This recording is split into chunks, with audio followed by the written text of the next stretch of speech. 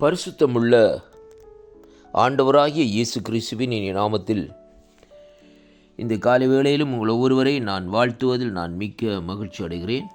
இந்த நாளிலும் நம்முடைய பரிசுத்த பிதா நமக்கு கொடுக்கிற ஒரு அருமையான வாக்குத்தத்தம் சங்கீதம் 146 அதிகாரம் 14வது வசனம் இப்படியாக சொல்லுகிறது: அவர் உன் எல்லைகளை சமாதானம் உள்ளவைகளாக்கி உச்சிதமான கோதுமையினாலும் உன்னை திருப்தியாக்குகிறார் என்று இந்த வார்த்தை இந்த நாட்களே நமக்கு சொல்லுகிறதை பார்க்கிறோம்.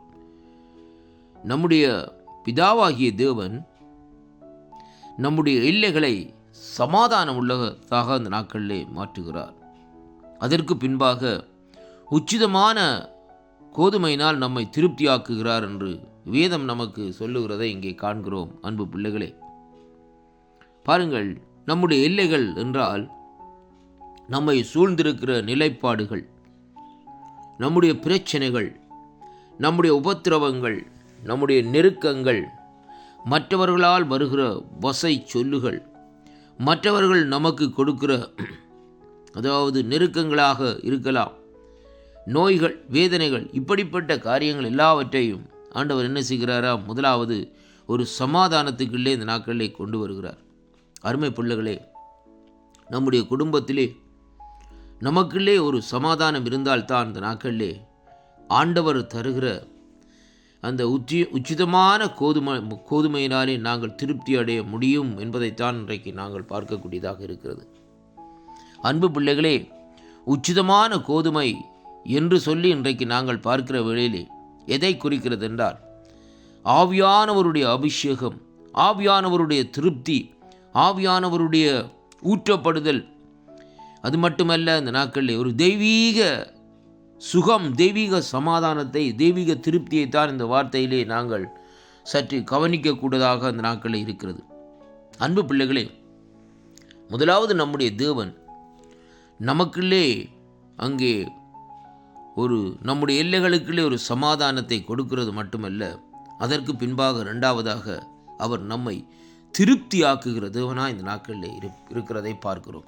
அருமை பிள்ளைகளே, இன்றைக்கு ஒரு மனுஷன் நம்முடைய எல்லைகளிலே ஒரு சமாதானத்தை தர முடியாது. நம்மை சூழ்ந்திருக்கிற காரியங்கள் மத்தியிலே இந்த நாட்களில் ஒரு சமாதானத்தை தர முடியாது. நம்முடைய கடன் பிரச்சனைகள், நம்முடைய நோய்கள், நம்முடைய சில காரியங்களை குறித்து இந்த நாட்களை யோசிக்கிற வேளையிலே அந்த இடத்திலே சமாதானத்தை கொடுக்கிறவர் என்றால் ஒருவரும் சேரக்கூடாத ஒளியிலே வாசமாக இருக்கிற பரிசுத்தமுள்ள பிதாவாகிய தேவனாகிய கர்த்தர் தான் அந்த காரியத்தை செய்து முடிக்க முடியும் என்பதைத்தான் இன்றைக்கு நாங்கள் பார்க்கக்கூடியதாக இருக்கிறது. இரண்டாவதாக, உச்சிதமான கோதுமை என்று சொல்லப்படுகிற ஆசீர்வாதத்தினால் இந்த நாட்களை அவர் திருப்தியாக்குகிறார். சமாதானத்தையும் திருப்தியையும் நம்முடைய தேவன் தருகிறார் என்று இன்றைய நாளிலும் இந்த வாக்குத்தத்தம் நமக்கு சொல்லுகிறதை பார்க்கிறோம். அன்பு உள்ளங்களே, இன்றைக்கு உங்களுடைய எல்லைகளிலே சமாதானம் இல்லாதிருக்கிறீர்களா? குடும்பத்துக்குள்ளே சமாதானம் இருக்கிறீர்களா? பிள்ளைகள் மத்தியிலே சமாதானம் மற்றவர்களாக இந்த நாட்களில் இருக்கிறீர்களா? அருமை பிள்ளைகளே, இந்த நாளும் தனிமையான உங்களுடைய வாழ்க்கையிலே ஒரு சமாதானமற்ற வாழ்க்கையை வாழ்ந்து கொண்டு இருக்கிறீர்களா? ஆண்டவர் இந்த நாட்களிலே உங்களுக்கு சொல்லுகிற ஒரு காரியம், உங்களுடைய எல்லைகளை சமாதானம் உள்ளவைகளாக்கி உச்சிதமான கோதுமை மணியினால் இந்த நாட்களிலே திருப்புவேன். அப்படியானால் அங்கே தேவன் இந்த நாட்களிலே சமாதானத்தை உண்டு பண்ணி திருப்தியாக்கி இந்த நாட்களிலே உங்களை நடத்துகிற தேவனாக இருக்கிறார். விசுவாசிப்போமா? தேவனுடைய மகிமையை காண்போமா? இந்த வாக்குத்தத்தங்கள் கேட்கிற ஒவ்வொரு வீடுகளிலும், கேட்கிற ஒவ்வொரு தனிப்பட்ட நபர்கள் மத்தியிலும், கேட்கிற ஒவ்வொரு வாலிபர்கள், யுவதிகள் மத்தியிலும் தேவன் இந்த நாட்களிலே சமாதானத்தையும் திருப்தியையும் இந்த நாட்களிலே கட்டளையிடுவார். அதனாலே இந்த நாட்களிலே வாக்குத்தத்தங்களை விசுவாசியுங்கள், தேவனிடத்திலே திரும்புங்கள் இந்த நாட்களிலே. ஏனென்றால் கர்த்தர் ஒருவரே என்னுடைய எல்லைகளிலே சமாதானத்தை உண்டு பண்ணுகிற தேவனாக இருக்கிறார்.